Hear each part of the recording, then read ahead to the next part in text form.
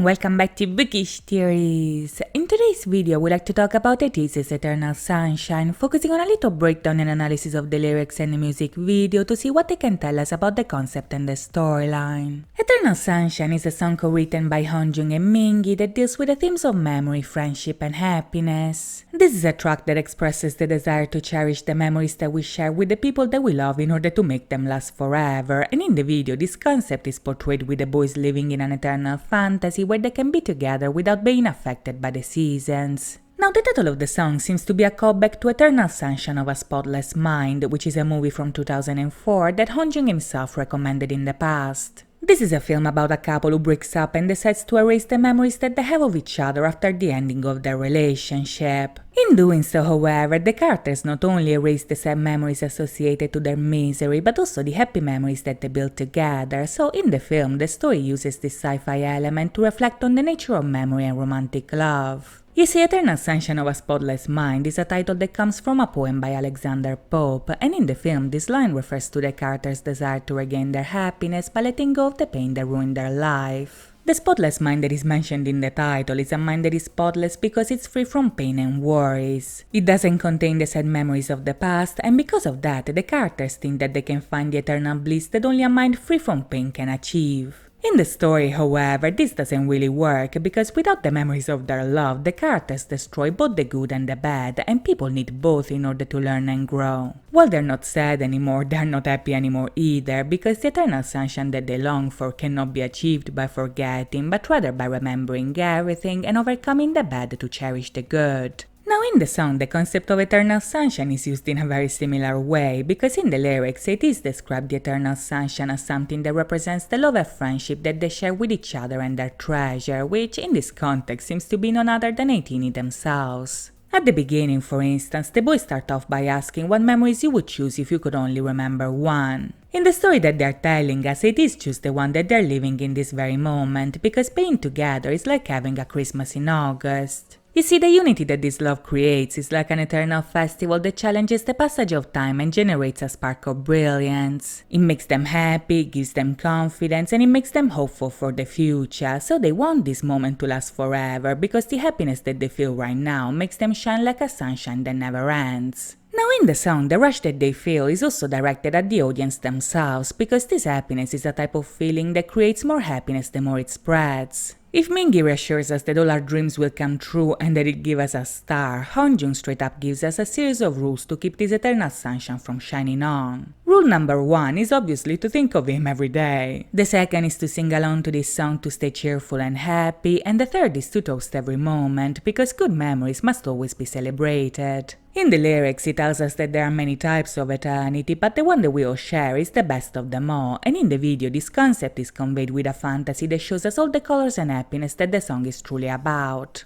You see, if we look at the video in the context of the song, we can say that Eternal Sunshine shows us a dream where their life is brightened by the eternal sunshine that they're singing about. This reality is like a paradise where they can be young forever like Peter Pan, and time goes on a loop like on a Mobius strip, so even if in the video we see them going on a journey that can be compared to a journey through life, the boys don't really get old, because in this world of dream, time is eternal and the passage of the seasons doesn't affect them. In this reality, the snow of the winter is mixed with the sunshine of the summer, and the rain of the autumn overlaps with a rain of petals that recalls the spring. In the middle of it all, the boys can enjoy an eternal youth where the memories that they have together shine on them like an eternal sunshine, so this song is a celebration to these memories, because remembering these moments will essentially make them forever young. All in all, this is a song with a very positive message. It's about cherishing the memories that we have together in order to use them as motivation to live happily and move forward with a positive mindset. This is because celebrating good memories can encourage people to create more, so in the song ATEEZ remind you of that, because this type of happiness is always within reach. If we look at this song in the context of the storyline, however, Eternal Sunshine might actually not be as cheerful as it seems, because in the story, happy memories can be a source of danger as well. You see, in the Fever series, the story portrays the boys' journey in the Streetland, which is a dystopian dimension where emotions are banned and people are controlled by a yellow smoke that creates illusions. This is a form of mind control that tricks people into thinking that they are living in a happy memory, when in reality they are living in a world run by AI. Back in Fever Part 2, for instance, Django was intoxicated by the smoke, and during this time the illusion convinced him that he was playing basketball when in reality he was about to jump off a cliff. In the story, Django is eventually saved by Yeo-sang, but in the latest installment, the diary also revealed a new piece of the puzzle that makes this situation even worse. As we saw back in Deja Vu, for instance, this time around the boys had the task to infiltrate the bunker of the android guardians, which are giants dressed in white that act as the law enforcement of this world. These people arrested the man in the black fedora because they lead the resistance that rebels against the government, so the boys' mission was to free them and retrieve the chromer, which is the device that they need in order to go back home. In the story, however, their mission fails, and as they run away, Sun discovers the evil plan of the Guardians. You see, in the bunker, Sun discovers that when people are intoxicated by the smoke, their happy memories are collected and then burnt by the Guardians to create the energy that sustains this dystopia. This means that as people are living in their illusions, their actual memories are being destroyed in order to create the very smoke that controls them, so in a way we can say that the story portrays a darker version of the concept that was also shown in Eternal Sunshine of a Spotless Mind. In the movie, memories are taken away to give people a spotless mind, that is a mind without pain where they can find eternal bliss. In the dystopia, on the other hand, the memories are destroyed to deprive people of emotions, and this process is achieved with the illusion of an eternal sunshine that is not actually real. In both cases, people forget the memories that define their identity, and in both cases, this process is accomplished by tricking people with a fantasy that ends up depriving them of the very thing that they are longing for. In both the movie and the story, the illusion of the eternal sunshine is a lie, because the real eternal sunshine is remembering instead of forgetting, and in the song, this is exactly the message that is conveyed. The fact that the boys are singing about an eternal sunshine while in Deja Vu they were running for their life, however, might also imply that what we see in the video is actually an effect of the yellow smoke. Now, besides Jungkook's episode in part 2, up until now the official story doesn't really show us the boys being affected by the smoke as a unit, because even if we can assume that Illusion was about that, the Treasure series is supposed to take place after Fever. The only thing that we know so far is that in the bunker the boys see the smoke, but they manage to escape before falling in the illusion. Since the diary ends with Yeo-sang being stuck in the dystopia and the rest of the group going back home, however, chances are that Eternal Sunshine might actually be foreshadowing a part of the story that hasn't happened just yet. Back in Deja Vu, for instance, Woo-young, Yeo-sang and Seonghwa were actually shown being affected by the yellow smoke, and in the lyrics, the boys actually wondered whether that was reality or illusion. This could imply that even if in the diary the boys seem to act normally, the effects of the smoke might actually show up in the next installments in different ways. A good example of this would actually be the dynamics that we see between Woo-young and Sun, because if in Deja Vu Woo-young seems to attack Sun during the choreography, in Eternal Sunshine the video ends with the two of them reaching out to one another. This is a very interesting parallel, because if we keep in mind that Woo-young hallucinates in Deja Vu, this contrast might actually show us the illusion that Woo-young imagines versus the reality of it all. You see, even if inhaling the smoke doesn't really change a person's behavior, it does affect your perception of reality.